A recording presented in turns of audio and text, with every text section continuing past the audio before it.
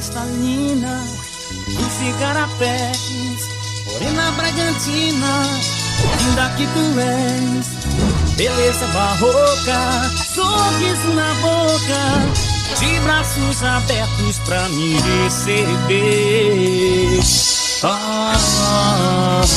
Como eu amo você, Bragança. É evidente que em nossa sociedade há diferentes modos de falar. E esses modos são influenciados de acordo com a região em que o indivíduo habita, a situação a qual está inserida, ou até mesmo a faixa etária da pessoa, assim como outros fatores que também contribuem para que ocorra essa variação. Bom, é notório que há uma grande variação linguística em todo o território brasileiro, como também existe uma grande variação dentro da nossa cidade, que é Bragança. Como em cada grupo social, como os pescadores, feirantes, agricultores, professores, há uma linguagem própria que é utilizada entre si, em que eles se comunicam e conseguem se entender usando aqueles termos próprios deles. Assim como o médico, que se comunica com seus colegas usando termos específicos, uma linguagem técnica que só eles conseguem se compreender. Assim como os advogados, enfim. E outro caso é uma pessoa mais velha falando com uma pessoa mais nova. A pessoa mais nova vai usar uma linguagem que dificilmente a pessoa mais velha vai conseguir compreender. E um outro fato é uma pessoa que está inserida em uma determinada situação vai ter que usar uma linguagem específica para aquela situação.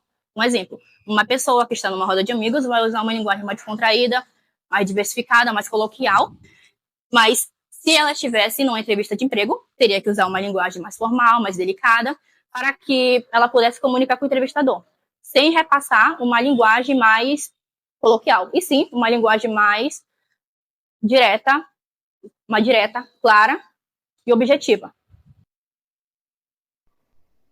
Na sua profissão, vocês utilizam alguma linguagem, gíria ou vocabulário específico que só quem é da área entende?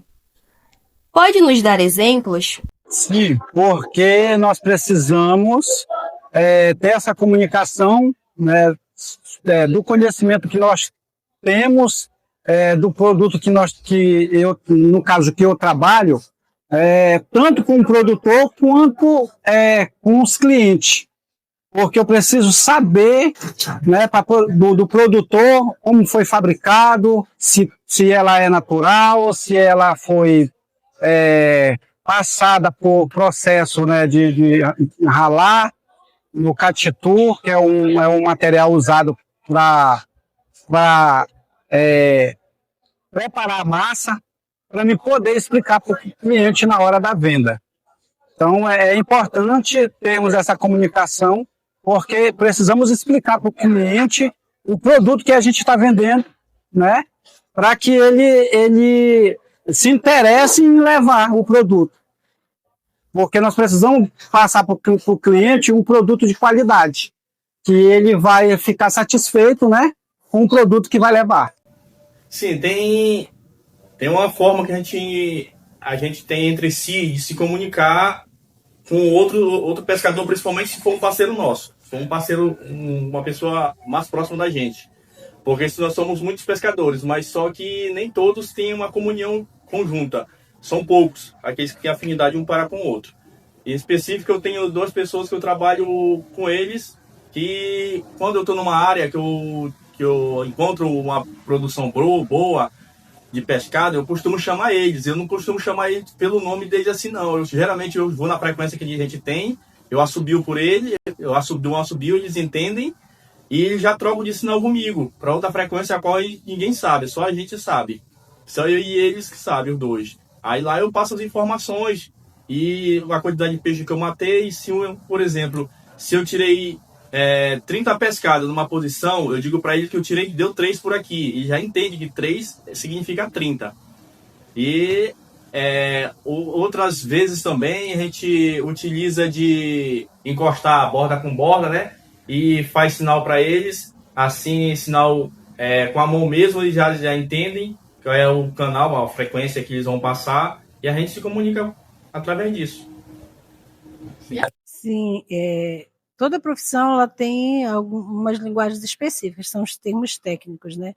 A gente usa muito em nossas reuniões profissionais os termos que eu acho que algumas pessoas conhecem, muitas pessoas, que é o termo discente e docente. A gente trabalha com objetos de conhecimento, né, que são os conteúdos, que as pessoas conhecem como conteúdo, a gente trabalha objeto de conhecimento, e tem uma outra que são os campos de saberes, que os alunos eles entendem como disciplina, né, e a gente trabalha campo de saber, então são alguns termos técnicos que nós utilizamos na nossa profissão. A análise das entrevistas evidencia de forma clara que cada profissão cria e utiliza sua própria linguagem. Isso inclui vocabulários, gírias e termos técnicos, que só quem é da área entende. Essa linguagem particular não é apenas uma forma de falar, ela é essencial para a rotina de trabalho, seja para atrair clientes na feira, discutir as condições do mar na pesca, ou planejar uma aula na educação, servindo como um código que une o grupo social e torna a comunicação interna mais rápida e eficiente. Alguma vez você já sofreu preconceito? Foi corrigido ou se sentiu julgado? Por usar essa linguagem ou por falar do modo como costuma falar, pode nos relatar como foi o ocorrido? Não, nunca recebi crítica, mesmo porque nós usamos um linguajar aqui com as pessoas, né, que já são clientes há muito tempo, e mesmo os turistas, eles já se deparam, né, com as perguntas específicas para a gente poder estar explicando para eles o nosso produto. Então, nunca fomos criticados. Mas, assim, houve questionamento a respeito de por que a farinha fica exposta, né? Por que ela fica exposta e não é coberta, né?